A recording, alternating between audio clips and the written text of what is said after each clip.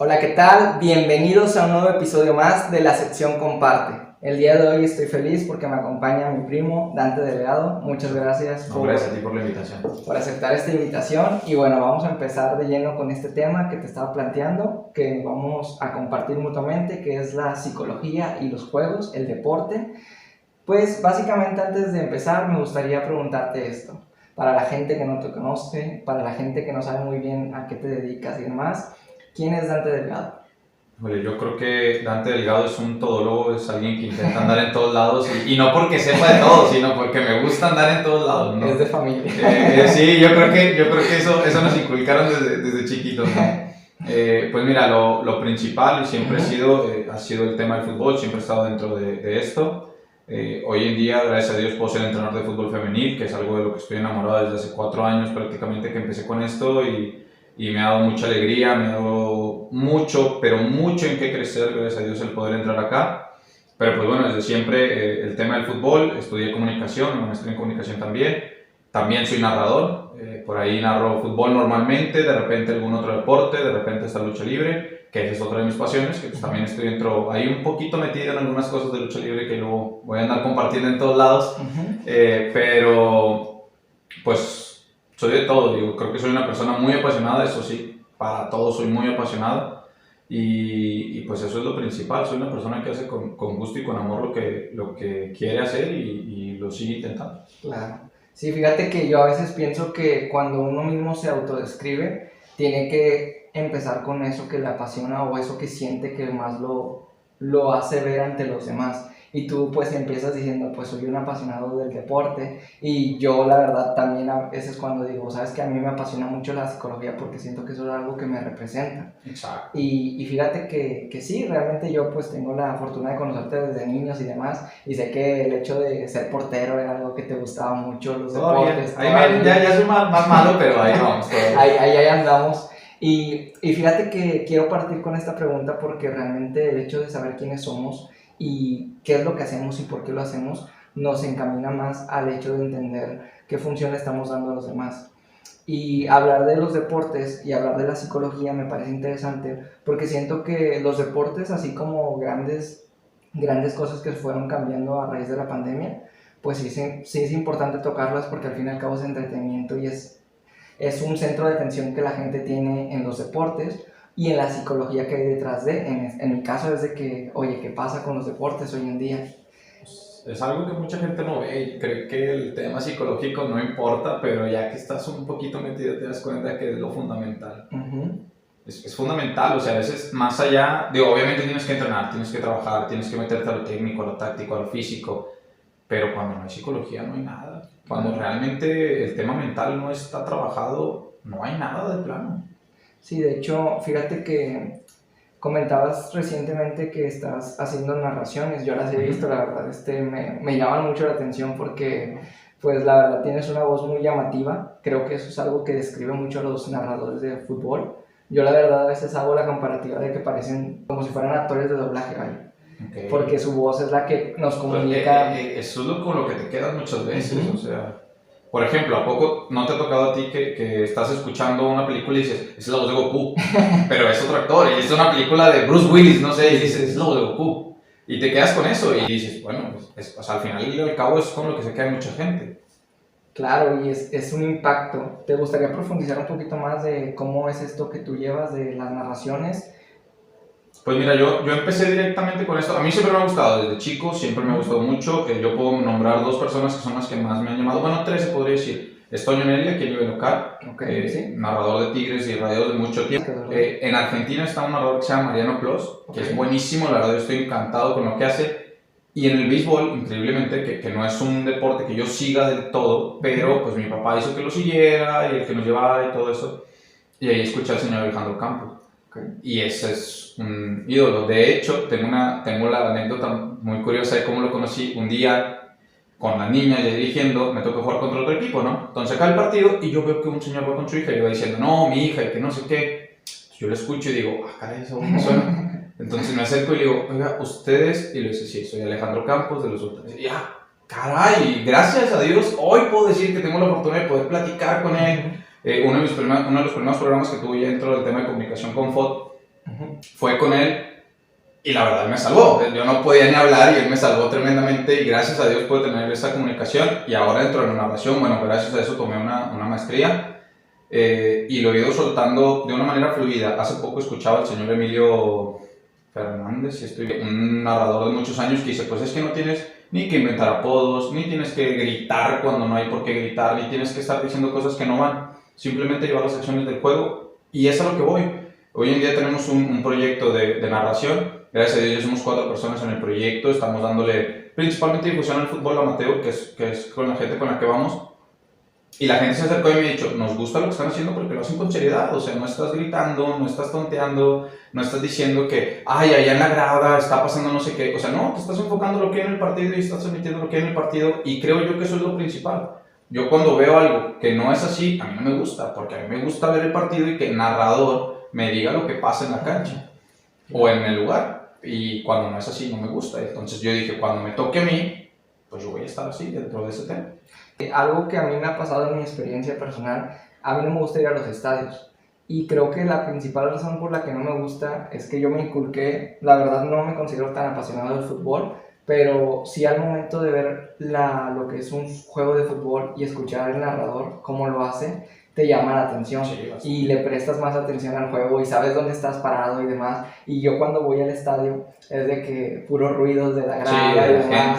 Entonces como que eso no me llena, no me transmite, no me hace como que sentir es que te falta eso. A mí es por ejemplo, a mí me pasa en el béisbol. Yo voy al béisbol y digo, quiero escuchar al señor Alejandro Campos narrar el partido porque pues es algo que te llama. Hay mucha gente que he visto en los estadios, béisbol, fútbol y en muchos otros lugares, básquetbol también, que van, ya están sentados, agarran sus audífonos, se los ponen y están escuchando el partido a la vez que lo están viendo para ese último jaloncito, creo yo, que es el escuchar al narrador, tenerlo.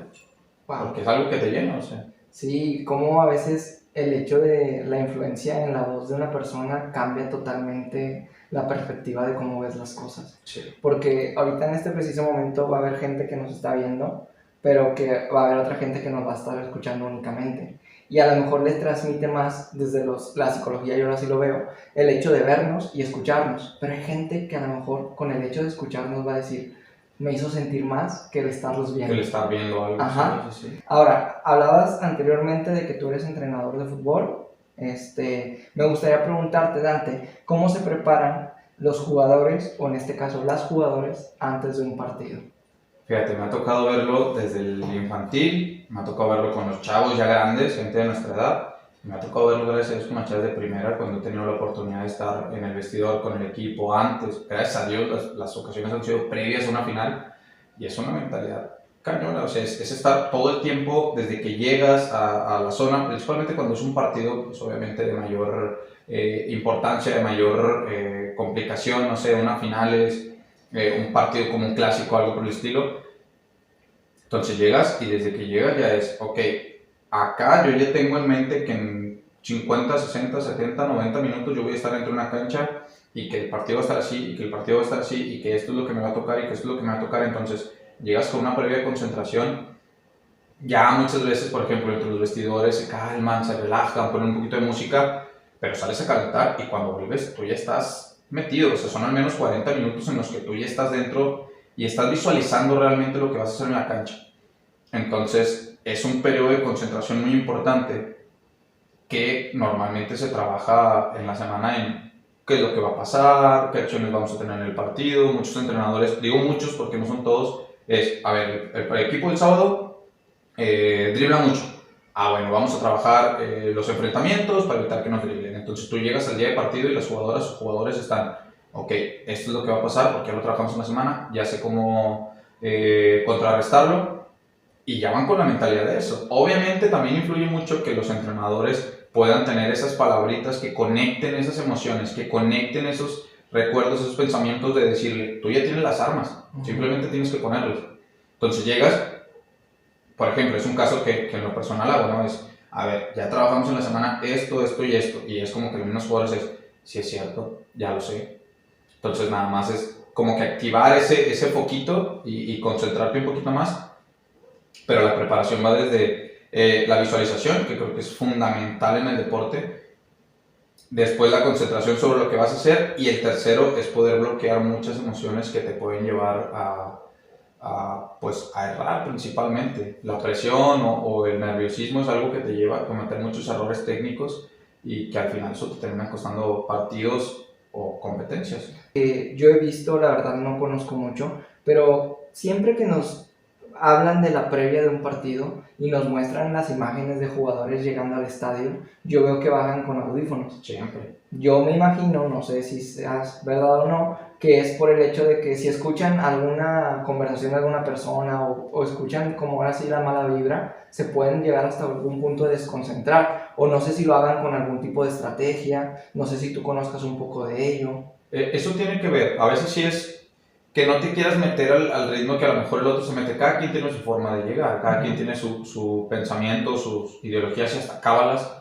Entonces, yo he conocido jugadores desde los que pueden ir platicando todo el tiempo, como los que van y traen los audífonos puestos porque tienen que escuchar una música o una canción o un audio específico antes de llegar al partido. Yo conocí a una portera que salió campeona con Tigres Femenil, que siempre previo a los partidos tenía música de la barra de Tigres, y eso es lo que iba escuchando, y desde ahí ella lleva mentalizada lo que iba a estar haciendo. Entonces, eso creo yo que es más un tema de concentración, de cómo te vas metiendo tú a lo que va a suceder en esos momentos. En lo personal yo lo he hecho como entrenador. Yo voy a un partido y escucho 2 o 3 cancioncitas que yo sé que me activan, me prenden un poquito y con eso llego. Yo siento que hasta cierto punto está bien y está permitido el hecho de ritualizar una acción de cómo voy a ganar. O sea, desde el momento en el que dices tú, oye, ¿sabes qué? Yo voy con la mentalidad de ganar y no existe otra posibilidad que no sea la de ganar. Y yo creo que cuando le contagies eso a los demás, puede ser inclusive todavía más poderoso el hecho de ganar. Porque fíjate que en psicología hay un término que se le conoce como inconsciente colectivo, no sé si has escuchado. Eso no me suena. ¿No? Bueno, básicamente es el hecho de que varias personas comparten un mismo pensamiento. Okay. Como por ejemplo pasó con el hecho del COVID, cuando dijeron de que si no usas cubrebocas tienes mayor probabilidad a contagiarte. Entonces todos comparten ese mismo inconsciente colectivo de decir, oye no, espérame, necesito ponerme este cubrebocas para disminuir el riesgo. Yo creo que es algo similar a lo que pasa al momento de estar con las jugadoras. Y te preguntaba esto de cómo se preparan ellas, porque realmente creo que el hecho de que todas estén en un mismo canal hace el que puedan tener un mismo resultado. Que digan, oye, ¿sabes qué? Vamos enfocadas en el hecho de ganar, o por lo menos tener una iniciativa de decir, ¿sabes qué? Nos fue mal en el partido anterior, vamos a hacer lo mejor posible en este partido. Pues esa es de entregarlo, o sea, es una misma ideología de qué vas a entrar a hacer a la cancha, de cómo te vas a entregar dentro de la cancha. Nosotros lo mencionamos muchas veces en los entrenamientos, el fútbol es un juego de hilos, entonces tú te mueves para acá, se mueve alguien más, tú te mueves para acá, se mueve alguien más.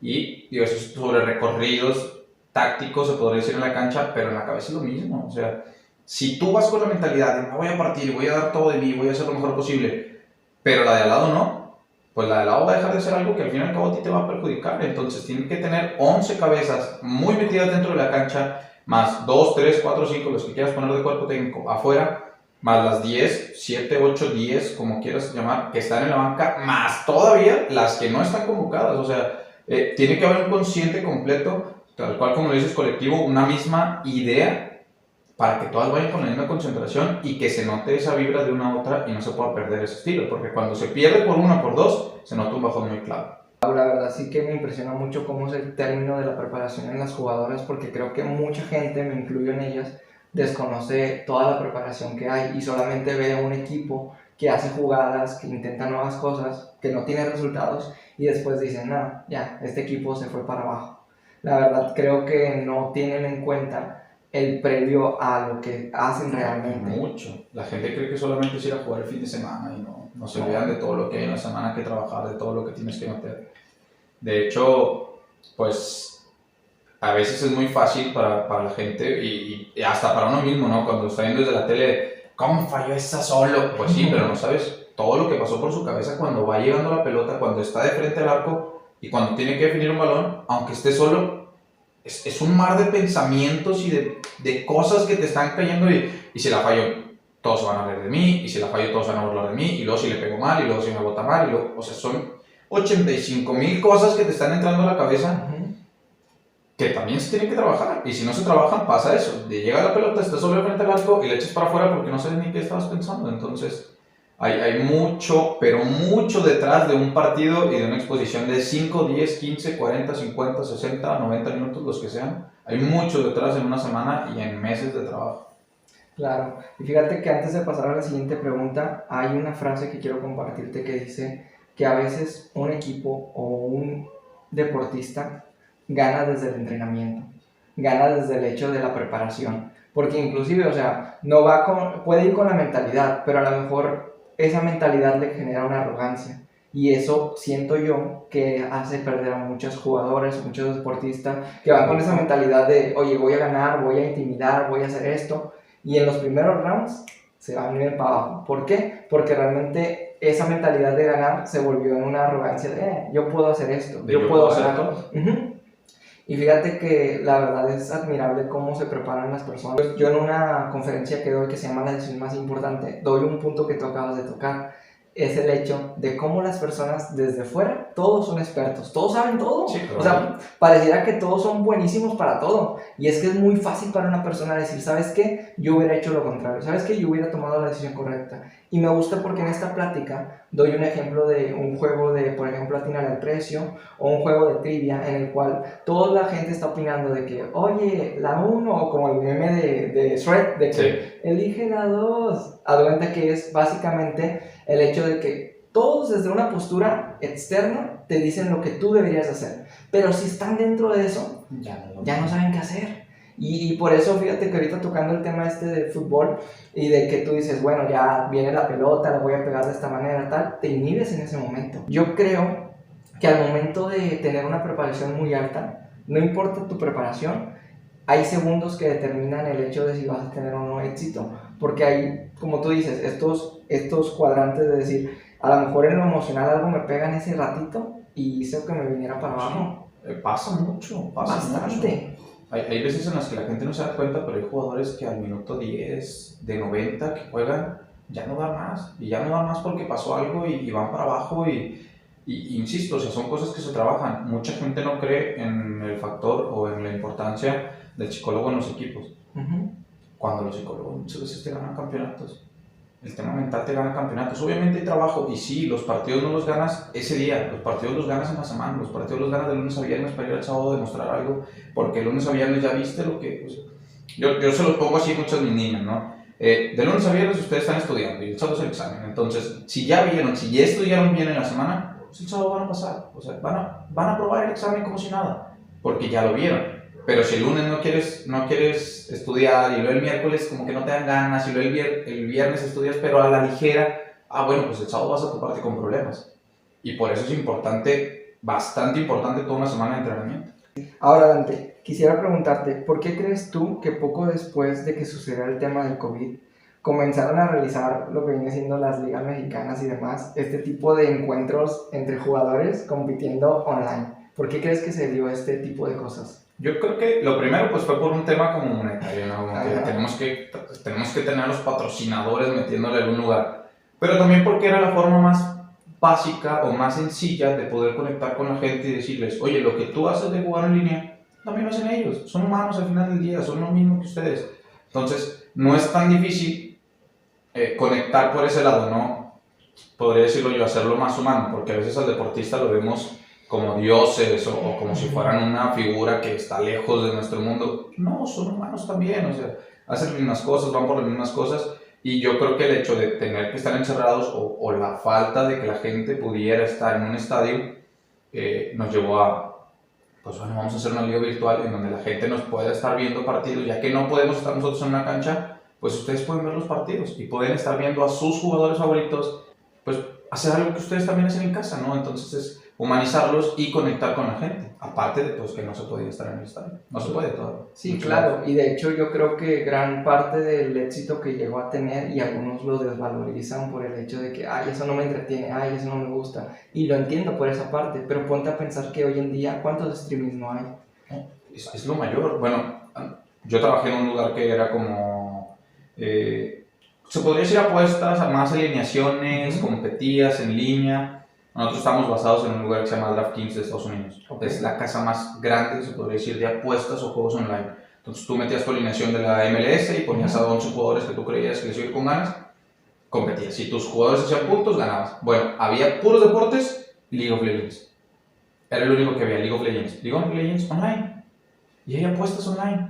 Y tú te metes a caliente y eso. Y están los videojuegos, o sea, es increíble. Y sí, hoy lo que más hay es, bueno, por ejemplo, en México, no sé, la verdad no conozco muchos, pero está Ari Gameplays, ¿no? Que es alguien que he escuchado a más no poder y nunca he visto un video de ella, pero he escuchado de ella. Y hay otro español que según yo recuerdo mucho, que fue hace no mucho, el año pasado, al estadio universitario, me acuerdo porque me dijeron la gente. Y cada vez es una comunidad tan grande que ahora muchos de ellos están a ese nivel que normalmente ponemos a los deportistas. Y estás viendo a un streamer, sí, ¿verdad? Sí, Streamer de FIFA, que lo pones aquí y pones al jugador que está en el FIFA aquí abajito o al lado de él, o sea, y dices, caray, es lo mismo, o sea, han llegado a tener ese valor porque están haciendo algo que todos podemos hacer y lo están compartiendo con la gente. Viéndolos desde la psicología, yo creo que despierta este niño interior que todos tenemos, porque realmente cuando ves a tus jugadores que admiras jugando lo que tú comúnmente juegas, es decir, oye, ya estoy hasta cierto punto nivelado y lo veo como uno más, como tú dices, un humano, como una persona que hace lo mismo que yo. Y de hecho yo creo que eso es lo que hace que todos nos conectemos o en su momento tuviera este éxito, porque hay muchas retas, sinceramente, de videojuegos que se ponen muy buenas y que inclusive hay personas que van a la Plaza de la Tecnología o personas que inclusive en maquinitas se ponían a jugar y eran unas retas de horas. Sí, de horas increíbles. Y eso que duran, ¿qué? 5 minutos, 10. 5 minutos a lo mucho. Bueno, si jugabas a los de peleas, pues era todavía algo más bajo, ¿no? O sea, ni siquiera llegabas a 5 minutos. Pero aún así te quedabas todo el día, ¿no? Y te gastabas los 12 pesos, 13 pesos que tenías en unas maquinitas y estabas juegue, y es algo que te pega, claro. Me llama la atención el hecho de toda la preparación que se hace durante los juegos, para pasar a la siguiente pregunta, y me queda la duda de ¿qué se les dice entonces a las jugadoras, Dante, tras una derrota? Porque claro que a veces se ambiciona con la victoria, pero ¿cómo se les da este aliento, o cómo se les motiva, o cómo se les vuelve a encaminar hacia el hecho de, oye, vamos a volvernos a preparar para que no nos pase esto? Hay distintas variantes que te pueden pasar tras una derrota, ¿no? Puedes tener una derrota por no jugar bien, por no hacer lo que sabes hacer. Hay veces en las que pierdes porque de plano no se da, o sea, hay veces en las que se dice, la pelota no quiere entrar, pega en el poste, que un resbalón de no sé quién, que le rebotó a no sé quién, que la portera del otro equipo salió en un día excelente, que un penal que no marcaron y fue penal y lo fallaron, no sé, o sea, pero hay muchas veces que pasa eso y está las veces en las que el rival es mejor que tú, sinceramente, porque a veces uno lo piensa desde perspectiva, no, nosotros, pero el rival siempre juega y siempre cuenta. Entonces, cuando juegas por no hacer bien las cosas, lo primero es trabajar o hablar sobre cómo vamos a retomar lo que sabemos hacer. Eso es lo principal. A ver, ok, hoy no hicimos nuestro recorrido, hoy no tiramos a gol como lo hacemos normalmente, hoy no llegamos a las bandas como lo hacemos normalmente. ¿Por qué? Primero es un por qué, ¿no? O sea, que entre todos, todo el grupo, jugadores, cuerpo técnico, podamos entender por qué no hicimos eso. Primero, ya sabiendo eso, o sea, ya con las respuestas de, pues es que me faltó esto, me faltó el otro, me faltó esto, me faltó el otro, ya dices, ok, bueno, ya sabemos qué podemos hacer, vamos a hacerlo, poco a poco, vamos a trabajarlo, vamos a mejorarlo. Cuando la pelota no quiere entrar, no queda más que motivar. No queda más que motivar porque las jugadoras salen igual de estresados que tú y que todos los demás pueden salir. Porque no se dio. Y hay partidos que son así, y hay muchos días que son así, entonces no queda más que motivar, que decir, ok, lo hicimos bien, entendamos que lo hicimos bien, que no lo hicimos mal, que no haya entrado la pelota ya no es una cuestión simplemente de nosotros, sino que es algo que simple y sencillamente con el trabajo que estamos haciendo lo vamos a recuperar y no pasa nada. Cuando pierdes por jugar mal, tienes que trabajar más. Cuando pierdes porque no quiere entrar, pues tienes que seguir trabajando lo mismo y darle un poquito más de valor y hablar con ellos sobre lo importante que es no perder la cabeza cuando nos pasan ese tipo de situaciones. Fallas una fácil en el minuto 5 y te sigue pesando hasta el minuto final. O sea, el rival es mejor que tú, pues simplemente hay que decir, ok, fueron mejores que nosotras. Pero cuando nos vamos a topar ellos no lo van a hacer. Entonces nuestra mentalidad es, vamos a meterle. Tenemos un caso muy claro. En 2019, gracias a Dios, tuvimos la oportunidad de ir a un nacional. Y pues bueno, fue Jonathan conmigo, mi hermano, que ha sido el mejor compañero de director técnico que he podido tener en mi vida. Nos ganó el mismo equipo contra el que íbamos a jugar el regional, que no sabíamos que jugamos el regional previo a ese nacional hermoso que fuimos en 2019. Nos lo topamos en una copa. Nos ganó a la final de la copa en nuestra cancha. Entonces las niñas salieron tristes y dijimos, ok, hoy nos ganaron, pero no nos van a volver a ganar. Entonces nosotros vamos a trabajar lo suficiente para que ni siquiera estén cerca de hacerlo. Pasó el regional, llegamos a esa final de regional y lo ganamos porque las niñas ya sabían, nos ganaron antes. ¿Y qué? Ya nos ganaron. Nosotros ya somos mentalmente y futbolísticamente más fuertes que ellas porque ya trabajamos en base a eso.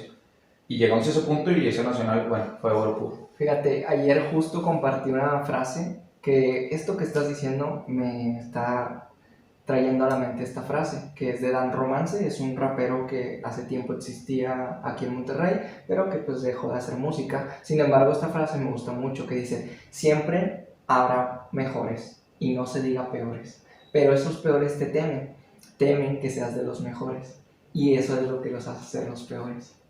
Y fíjate que hablando de la derrota, yo pienso que algunos jugadores o algunos equipos de fútbol o algunas personas que se dedican a hacer deportes, el hecho de la derrota lo pueden canalizar a verlo como una oportunidad de decir, ¿sabes qué?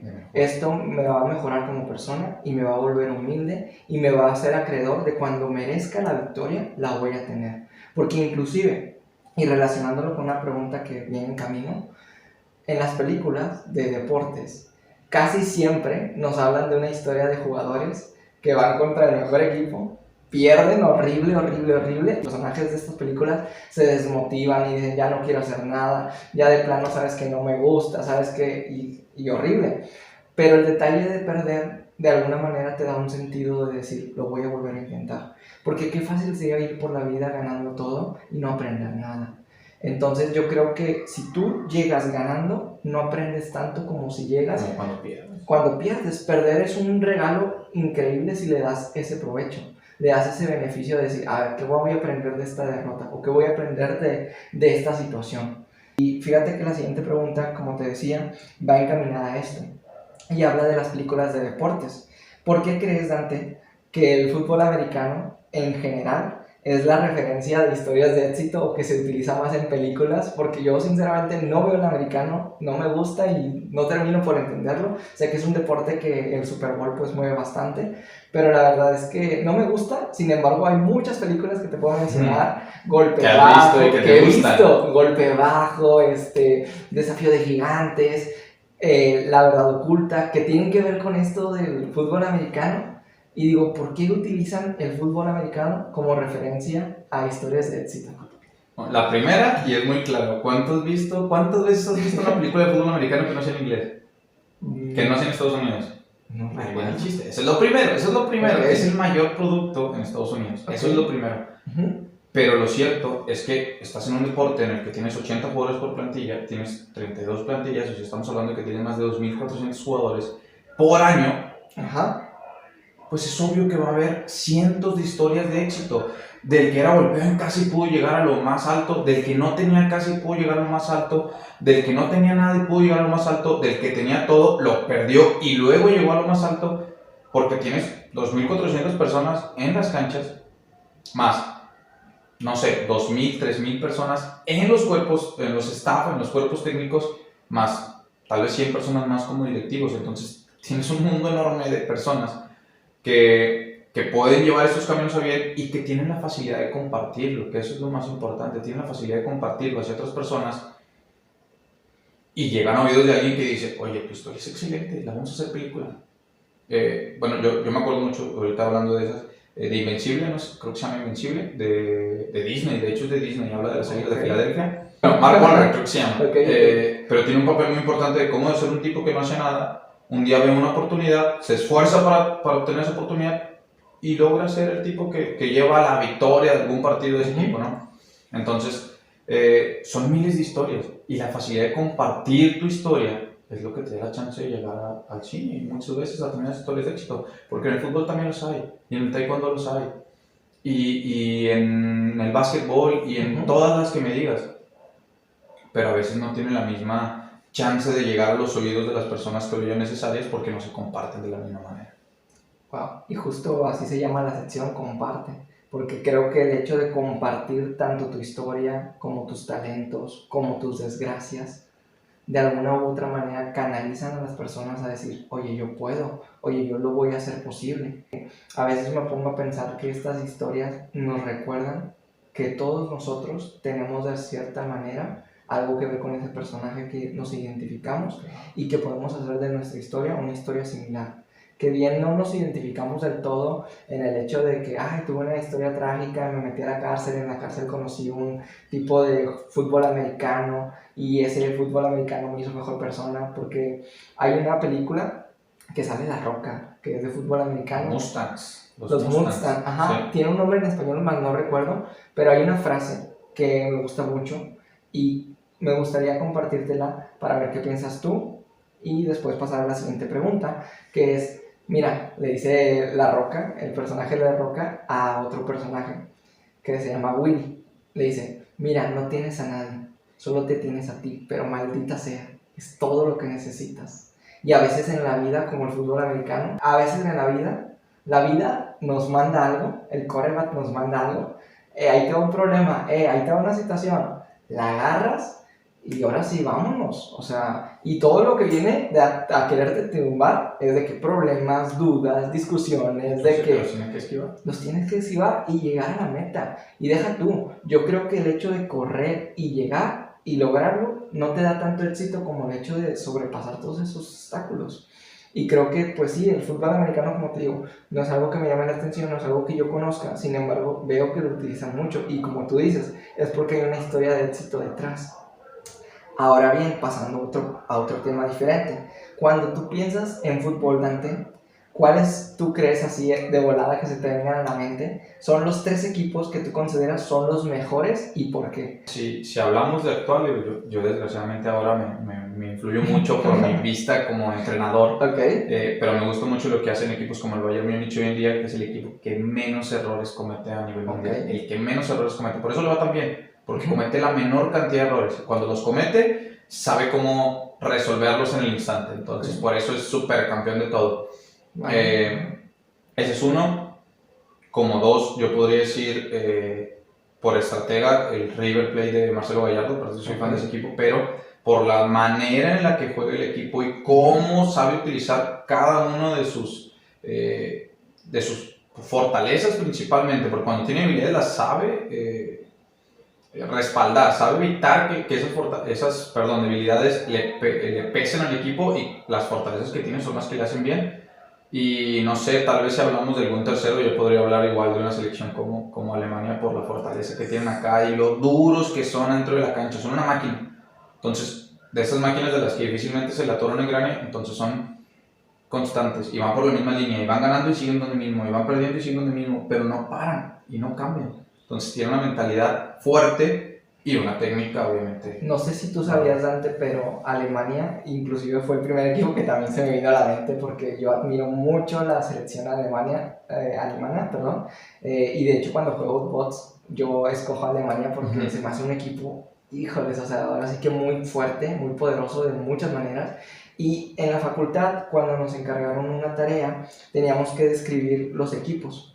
A mí me tocó Alemania y tenía que investigar todo tipo de cómo se preparaban los niños de Alemania para las escuelas. Y me llamó la atención porque yo expuse ese tema, y haz de cuenta que nos decía la información de que es que los niños de Alemania, si les ven talentos desde pequeños, los canalizan y los acompañan a que exploten ese talento. Y sí, la verdad es que Alemania es una potencia. Una potencia y es una máquina letal en el fútbol, porque es de esos equipos, considero yo, que si van perdiendo no se van a echar para atrás reservando el marcador, sino se van a ir hacia adelante buscando todo por ganar y todo por caerse de algo. Sí. Y la verdad me sorprende mucho esto, porque son equipos que sí, la verdad es, yo conozco y los he visto jugar, mis respetos. Mucha gente dirá, no, mira el Barcelona, no, mira el Real Madrid. Yo creo que se van mucho a lo típico también, pero... mediático. Mediático también. Pero de algún modo cada quien tiene sus sus formas de ver lo que es el fútbol. Y hablando de inicio, tú me decías que te gusta mucho el fútbol, yo te comentaba que desde pequeño sabía que te gustaba mucho el hecho de ser portero. Y la siguiente pregunta, Dante, es, ¿hay un portero que tú admires y por qué? Híjole, pues actualmente es uno de los más mediáticos y que a lo mejor mucha gente va a decir, este loco. Yo soy muy fan de Nahuel Guzmán, pero no solamente por lo que hace dentro de la cancha, sino por la clase de líder y persona que es para su grupo. Hay un video muy bueno, que digo, no fue por eso. Yo lo admiro desde que llegó prácticamente, lo había visto un poquito en la Liga Argentina, pero en 2019 que Tigres genera su último campeonato de Liga, él es el que da el discurso al final del día. No el capitán, no es Guido Pizarro, no es Gignac, que es la superestrella, es él. Entonces dicen, pues ¿por qué el arquero, no? ¿Por qué el portero si el capitán es el otro y el que hace los goles es el otro y el que se lleva las fotos es el otro? Pues porque es un líder dentro de la cancha. Entonces ese tipo de liderazgo, ese tipo de yo me pongo el chaleco para yo recibir los trancazos y que todos los demás del equipo se queden atrás y no lo reciban, eso es lo importante, porque muchas veces cuando, por ejemplo, Tigres pierde, ¿por qué? Porque le meten un golazo de media cancha. No están hablando de que Tigres perdió porque jugó mal, están hablando de que al portero le metieron un gol de media cancha. Entonces se lleva esos reflectores, se lleva esa atención como para liberar un poquito al grupo. Y su manera de ser líder es increíble. Yo fui 10 años balonero en el estadio universitario. El único jugador que un día se acercó a hablarnos a los baloneros y decirnos lo importante que éramos como personas dentro del club, del estadio y del equipo fue él. Se acercó, nos juntó a todos, y no fue una vez, fueron varias. Ustedes son muy importantes, lo que ustedes hacen dentro de la cancha, y cuando ustedes nos dan rápido la pelota, y que ustedes puedan ver el partido, y que ustedes puedan entender. Entonces dices, caray, que es un tipo que idolatras, que te viene a hablar con una tranquilidad y facilidad tremenda, ¿a quién lo motiva? Y luego lo respalda dentro de la cancha con lo bien que hace. Entonces, como líder, yo estoy muy fascinado con lo que él hace, que es uno de los que tengo principalmente. Ya luego habrá otros porteros que me gusta cómo atajan, cómo se comportan, pero él, por lo que es como persona y adentro de la cancha, yo creo que es uno de los que más me agrada lo que busca, lo que hace, lo que intenta y lo que genera y representa para el equipo. Claro, y es que Nahuel es un personaje, la verdad. Por completo. Por completo, pero creo que esa es su manera de jugar, y inclusive a muchos no les gusta, a otros les gusta, pero creo que inclusive eso es lo que se ajusta a lo que es Tigres hoy en día, hablando desde lo que ha logrado, porque sí, hablamos de un Nahuel que le ha dado campeonatos, que a lo mejor le ha quitado otras cosas, pero vamos a enfocarnos en lo positivo, y creo que Nahuel sí es pieza fundamental de lo que es Tigres hoy en día. Yo creo que es fundamental para la historia del club ya por completo. Por completo. Claro, de hecho, fíjate que antes de pasar a la siguiente pregunta, para que no me quede con esta espinita, yo la verdad pensé que ibas a decir a Neuer. No soy fan de Neuer. No soy fan de Neuer. Pensé que me ibas a decir Ter Stegen. Ter Stegen sí, ese sí. Pensé que también ibas a decir. Ni te lo niego, ese sí va en mi top 3. Bueno. Sí, va en mi top 3, sí. Pensé que me ibas a decir a Navas. Sí, eso también, va ahí en mi top 3. Ok, y pensé que me ibas a decir a uno que no recuerdo el nombre, pero creo que se apellida Kahn. Oliver Kahn. Bueno, eso no me tocó verlo mucho, pero también era muy bueno. Portero, sí. Sí. Y la verdad es que la historia de cómo se es un portero, pues ahora sí que nos aventaríamos otro episodio. Pero yo creo que es muy importante porque para que un equipo meta goles, debe estar seguro desde la portería. Eso es lo que pienso yo. Sí. Y es como que ustedes vayan, intenten hacer goles, yo aquí me quedo a proteger. Pues es la seguridad. Es la seguridad. Y los mismos jugadores y jugadores. Imagínate qué seguridad le brinda a este portero esta parte principal de decir, vayan ustedes, aquí mi defensa me va a ayudar, yo los manejo y todo va a estar tranquilo. Pues vayan ustedes al frente, que si no lo logran, yo los respaldo, claro. Yo los aguanto. Sí. Y así se ganan campeonatos. Así se gana, así se llega. De hecho, Tigres aquí en México fue de los únicos equipos que metiendo 4 goles y ganó un campeonato, me parece, contra León. Metiendo 4 goles en que en la liguilla. En la liguilla. Ajá. Sí, pues a León le metió 1 y en la semifinal le metió 1 y en los cuartos metió 2. No, fue malísimo, pero pues Nahuel y la defensa andaban como locos y taparon todo literalmente. Está consumiendo el tiempo, vamos a dejar algunas preguntas, a lo mejor en otro episodio pues podemos concretizar un poco más, pero pues sí me gustaría terminar con estas pequeñas preguntas y podría ser la siguiente. Para ti, Dante, ¿quién es el mejor jugador de la historia y por qué? Independientemente independientemente actual. Por lo que ha logrado y lo que representa como persona y como forma de ser en todo, yo creo que sería Zinedine Zidane. Hoy es un técnico de lujo, como jugador fue un tipo de lujo y a excepción de una polémica que tiene, que pues es la más conocida, por eso se retiró. Ujú. Bueno, cuando se retiró, mejor dicho, no es un tipo que llamaba la atención por cosas extra cancha, entonces se mantuvo siempre en un círculo bueno, de dar un buen ejemplo, y hoy en día es un excelente ejemplo de entrenador. Entonces yo creo que por lo de la cancha, extra cancha y lo que es hoy en día, yo creo que sí da. Sí, wow. La verdad es que yo alguien que admiro mucho y creo yo, no te voy a decir Messi porque no por populismo, verlo de alguna manera mediática, decir, todos Messi, todos Ronaldo, todos Ronaldinho. Yo la verdad, y lo admiro también porque un amigo me lo hizo ver, es a Iniesta. Okay. Porque yo creo que Iniesta le hizo a Messi lo que Messi se volvió por el hecho de que Messi mete goles, pero por los pases tan precisos de Iniesta. Messi mete goles porque Iniesta está como ahora sí con tensión y vámonos, o sea, y yo creo que ese crédito no se le da tanto a un jugador como él. Y yo creo que tendríamos que agradecer que él metió el gol cuando España quedó campeón para llevarse los reflectores, porque se los merecía por completo. Claro, y la verdad es que cada quien va a tener su opinión de su mejor jugador, sus razones tendrá, pero pues como te digo, es un tema tan amplio que no nos da una hora, no nos da de que dos, pero en algún otro momento lo podemos tocar. Y bueno, ya, para ir terminando, Dante, ¿algún mensaje que te gustaría dar a las personas que nos escuchan, a las personas que nos ven? Pues si me dejas compartir una frasecita, yo me quedo con una. Bueno, hay dos, y de hecho justo esta semana lo acabo de comentar con el grupo.